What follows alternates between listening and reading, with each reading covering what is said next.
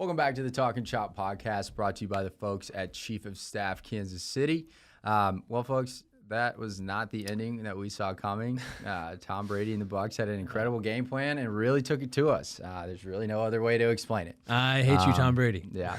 And it took us a couple weeks to really mourn that heartbreaking loss. Yeah. I mean, I didn't want to talk about it for the longest time. I still haven't gone back through and watched the game again. Like the last half was blurry. I just don't want to ever watch that again. But rather than dwell on the loss, we're going to recap the full season, look for some positives to take away, and talk about how we can get better for 2021, defending our AFC title for the third straight year.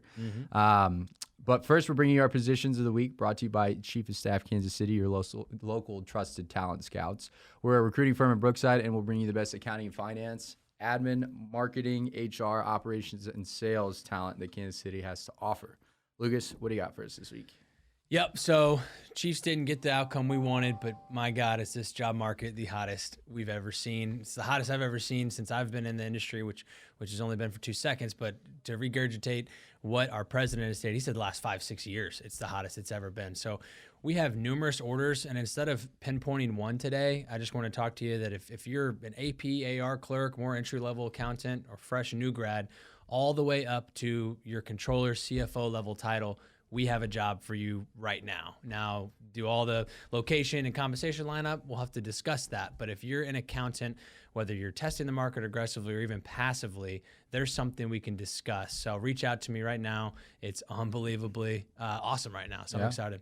I would have to agree. I mean, on the ops, HR, and sales side of things, we're busy too. The accounting and finance team, they're firing on all cylinders, but we're right behind them. I've got a production director role I'm working on in Warrensburg. Yep. You got to have several years of leadership running a manufacturing plant and knowledge of like production processes, Lean, Six Sigma, 5S, whatever it is. We need people for that. We also have some sales roles available that are a little bit more blue collar focused, as well as a number of like account management positions with insurance firms. So if you have PNC, benefits, whatever it is, let us know. We got a place for you. But those are your positions of the week, brought to you by Chief of Staff Kansas City. Lucas. Yeah, well, even though we came up one loss short of our goal to run it back, I still am happy that we ran it back to the point that we needed to, right? We still had an incredibly successful season. We went 14-2 on the regular season and successfully defended our 2019 AFC Championship, brought that trophy back home for the Hunt family. But as we've digested these last few weeks and as we look back on the season, Emerson, what were your top 3 moments from 2020? Let's hear it. Yeah. Well, I think my top moment was Chad Henne leading us to a playoff W over the Browns after Mahomes went down. I think all of Kansas City collectively lost their breath there for a second after that terrible 4th and 1 option call. I think Andy learned from that. I don't think we're going to put Pat in any of those positions moving forward again. That quarterback sneak with the dislocated kneecap and then the option play where, that looked bad. But Chad came back. He came in. He stepped in. He's a big snow game guy as well. Yes, he is. And really capped off an awesome win against the Browns. So that was a highlight. Anything is possible, right? Exactly.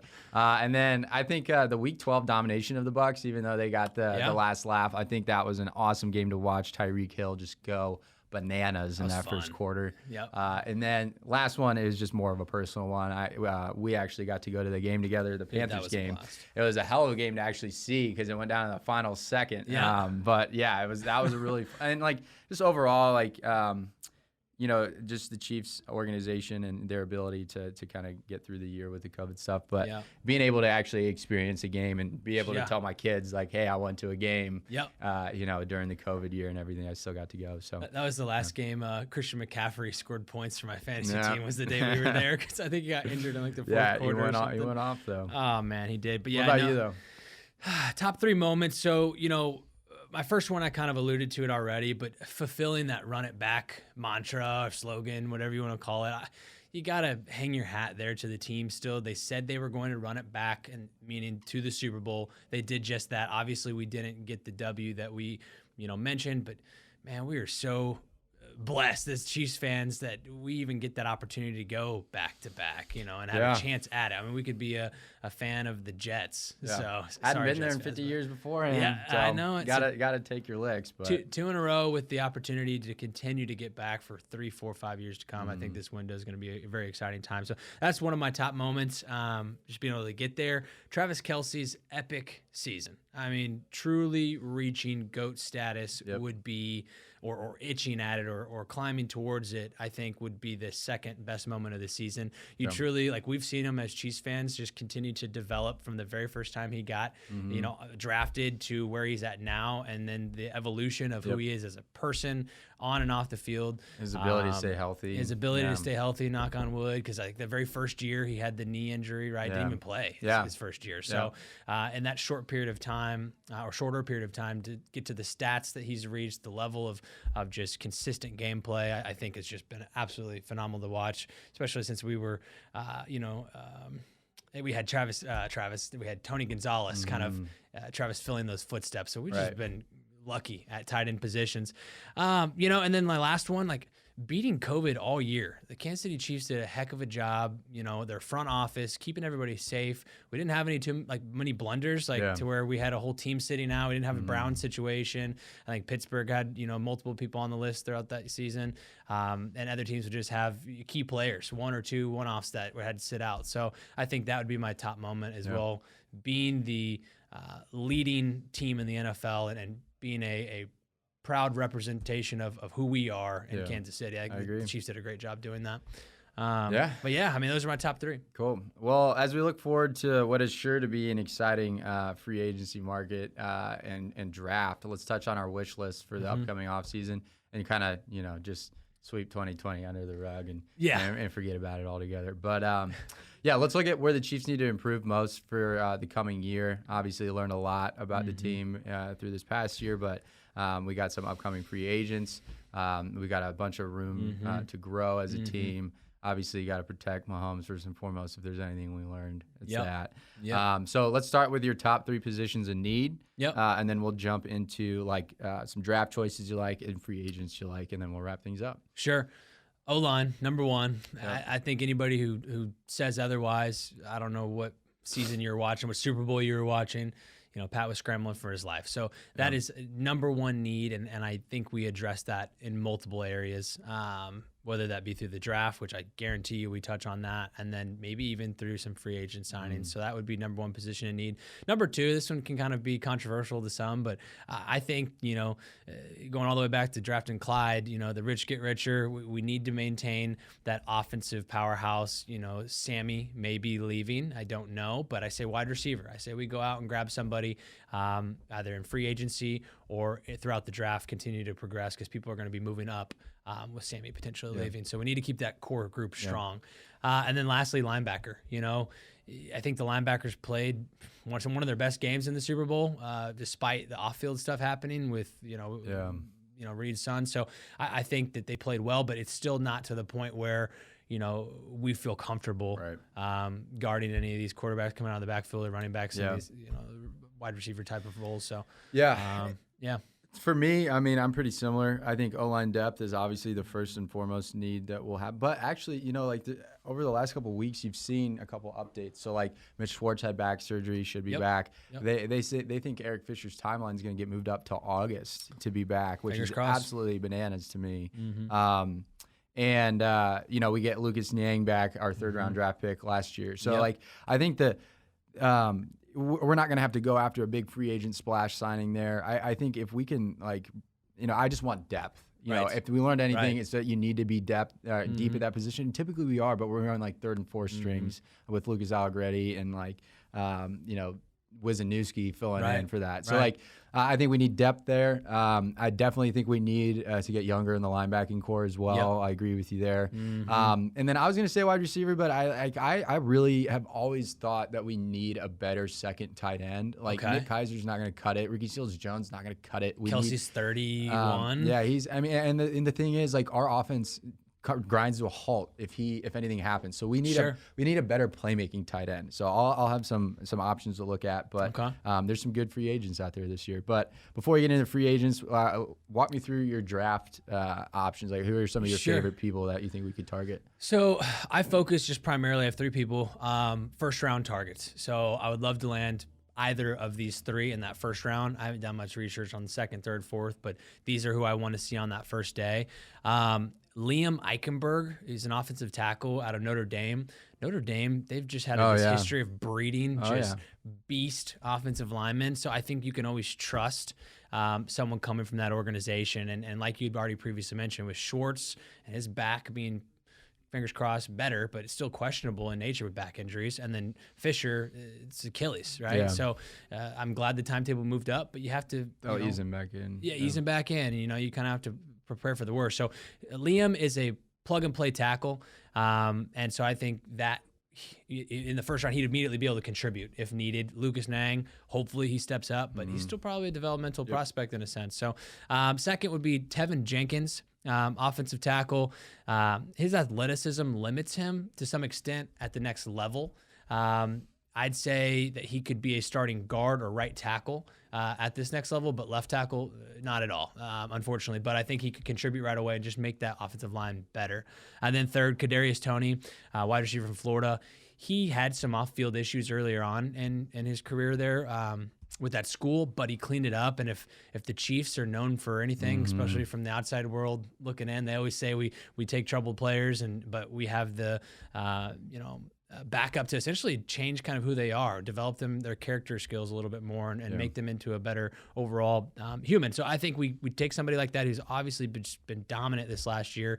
He's got comparisons to like Alvin Kamara when he's got the ball in his hands, even though he's a receiver, but just his agility, his quickness in and out of his routes, and then when he actually can get open underneath. We haven't had a true underneath route runner like Cooper Kupp or Marvin Jones or somebody like that who just runs these quick short passes and then can turn them into big gains. Tyreek's done that, but he's our number 1, so he's not there to do that anymore. I could see him filling in immediately at that need if we get to the first round. I got an interesting free agent to talk about that exact point, but let's hear it. Before I get to my free agents, I'll talk about draft choices. Shout out to my brother Liam for this pick, but he's a huge Nick Bolton fan, linebacker from Mizzou. He's only started 2 years. In the 2 years he started, he's been an SEC first team All-American. So that's right. The dude can clean up, very fast linebacker. I was asking him about why he wants to draft him, and Liam was like, I feel like we need to have speed at linebacker to make up for, maybe a porous, defensive line on the rush D. And, I think people try to attack the Chiefs out of the backfield on defense. And like you saw with Willie Gay signing, very athletic linebacker. Dorian O'Daniel didn't work out the way we thought he would, but Nick Bolton is a thumper. And I think he'd be an amazing late round, first round draft pick, even though I think he's projected early second round. The other one who's around that same area is Gabriel Cox out of LSU, Senior Bowl standout, just an absolutely solid linebacker again. I think he would probably be early second round, if not late first. So we'll see where he falls. I forgot to mention Nick Bolton had those Patrick Queen comparisons. Nice. If you remember him from last year out of LSU that it went to Baltimore. So, and then finally, I think this one's just kind of funny, but second generation NFL players. There's 3 different cornerbacks that had dads that played. Asante Samuel Jr. from FSU is a cornerback. Patrick Surtain, the second out of Bama. And then J.C. Horn, his dad was Joe Horn, out of South Carolina. They're all really stud cornerbacks in this draft. And I think, even though our secondary is really young and it's really solid, there's always room to have depth at corner. So I think, Brett Veach is a diamond in the rough master when it comes to finding late round talent. I don't know if we'll actually target one of those or not, but I think corner is something that we'll probably address in the draft. And Veach even came out and said we probably won't make a free agent splash signing at wide receiver. So I think we'll probably address that need as well. Just with how much money we've got to work with, I don't think we can go out and pay Allen Robinson $17 million.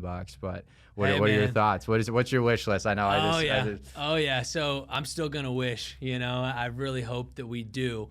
Because I think that's part of the exciting, it brings that excitement to the offseason. It's like, are we going to be the team that lands? I know J.J. Watt was toying with people and there's Chiefs fans photoshopping his jersey and all that stuff for us. We don't have the money there, but I'm going to wish. So Allen Robinson, like you've already mentioned, dude's been dragged down by the Bears for years. I don't think we have the money, but if Brett Veach can do anything that Brett Veach has done in the past, is he's a wizard with the cap. So we'll see what happens there. Two others, though, that could probably be more likely. Kenny Golladay and or Will Fuller. Both guys, Kenny Golladay was hurting with that hip, all last year. Marvin Jones had to step up in his place. If he wants to get with a contender that's going to be in the playoffs, the Chiefs, are a team to do so. And who doesn't want to go play with Patrick Mahomes? So that is the one thing that I could see receivers taking more of a lateral or maybe just structuring their deal a little bit differently to have that opportunity to play with Mahomes. That's one of the good things we have going for us. Will Fuller, obviously he was suspended for the Peds, but he's 27 years old in his prime, similar to Golladay and years there.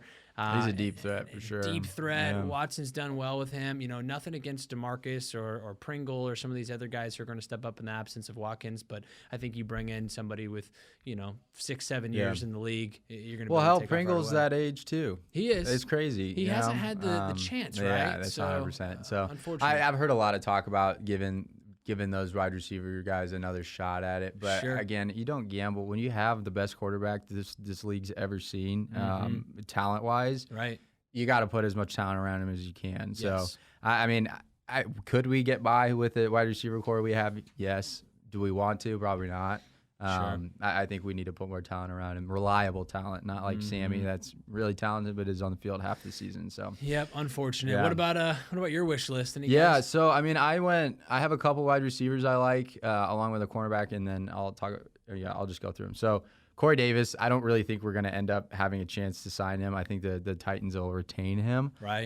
But I think he would be a great possession receiver, a bigger guy. It's not like any other receivers we have.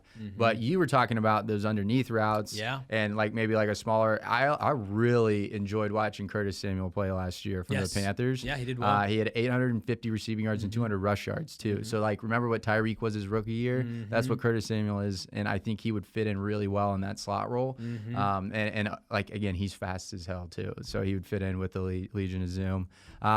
One other name that comes up before I get into my last thing is Patrick Peterson. This name comes up every freaking offseason with Chiefs fans, but he's a free agent. Yep. He's one of those older guys. He's like 30, 31, kind of twilight of his career with his position at least.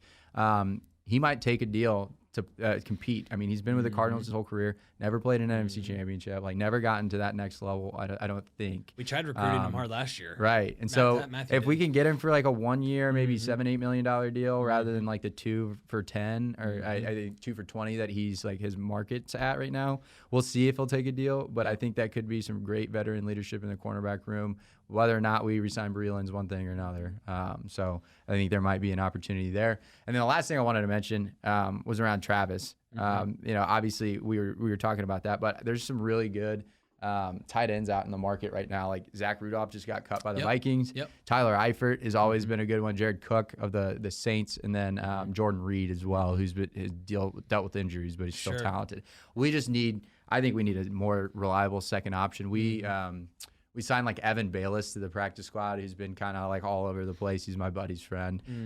And I think he could provide depth like Kaiser did or Ricky Seals-Jones. But I remember every time Kaiser was on the field, I'm like, oh shoot, what is he gonna do? He's gonna same imagine, thing with freaking Ben Neiman too. Imagine a 2 tight end set, to help with the offensive line issues, right? Yeah. But then having the secondary tight end, get open, right? Yeah. So Reed would dial something up nice. I kind of like that idea now that we're talking about it. So that would be fun. Yeah. So we'll see. Obviously, it's got Brett Veach, and Veach we trust. The dude is just a wizard when it comes to the cap and just finding really good talent. His draft choices are a little shaky, but undrafted free agents, those diamonds in the rough, and his free agent signings manipulating the cap is phenomenal wizard at. So I'm excited to see him get to action. This is where he shines. So we'll see what happens. But that does it for season 1 of Talkin' Chop, man. Hell of a year. Justin, thank you so much for being with us all year. You're the man. GOAT. Appreciate the Let It Fly guys for having us and hosting us. I can't wait to do some off-season content as well. This is a wrap of the season, but we'll probably do a couple of things here or there throughout the season, whether that's draft, free agent recaps, training camp preview, whatever it is. We'll see you over the summer at some point. But thanks for following us along all year. It's been a hell of a ride. Honestly, never really realized we'd have the mayor on by the end of the year and get some of the people we did. But thank you to all the guests as well. If you're watching this, if you have ever thought about wanting to have a platform as well, reach out to us on LinkedIn, reach out to us on our socials. We're excited to keep this thing moving forward. But again, from my side, thank you for all who watch and tune in. Yeah, well, it was an awesome season. We went 14-2, obviously 1 win short of the goal, but just a hell of a time to be a Chiefs fan, and got to be thankful for what we got. But great season, great series of the podcast as well. But we'll catch you all next time, and as always, go Chiefs.